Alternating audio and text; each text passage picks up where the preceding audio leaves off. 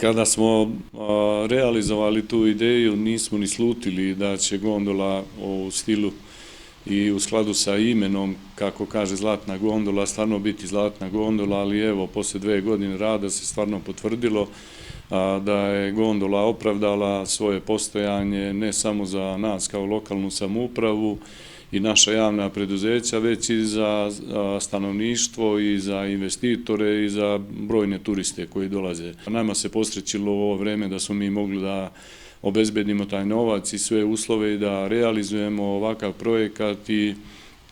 sigurno nas to obavezuje da ne stanemo na tome i da sad ne budemo zadovoljni sa ovim što je ona već u ovom trenutku postigla, već moramo dati i te nove prateće sadržaje na kojima se intenzivno radi i mora se završiti ta početna stanica iz grada na samoj početnoj stanici, garažni prostor koji se već privodi kraju, ti neki sadržaji koji će biti u okviru zgrade, pa i na samoj međustanici na Ribničkom jezeru se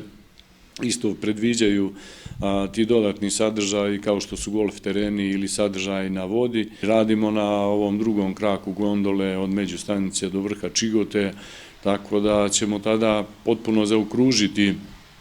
tu ponudu i tada će se vidjeti potpuni efekat i budućnost ovakvih projekata. Sve ovo što se danas dešava po pitanju tih novih investicija na Zlatiboru, ne samo gondole,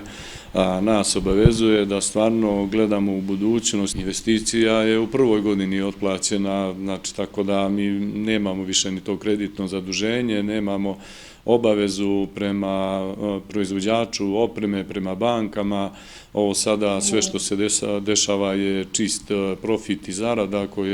koju će ostvariti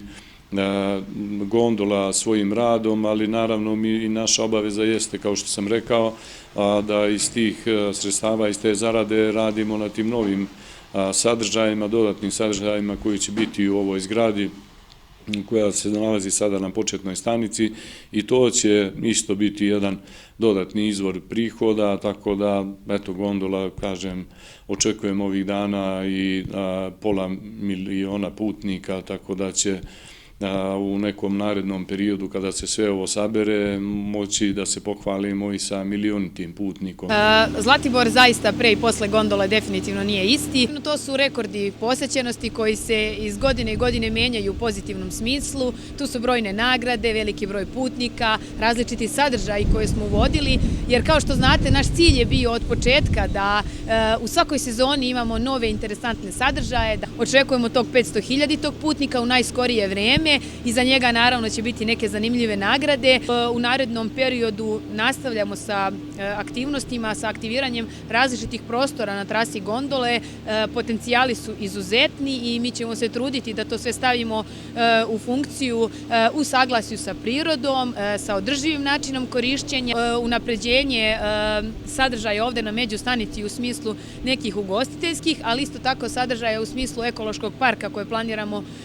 ovde u toku letnje sezone, novi sadržaj koji će se održati na Ribničkom jezeru, na Torniku koji će se jednim delom dešavati u večernjim časovima, svakako osvetljavanje trase gondole, izgradnja solarne elektrane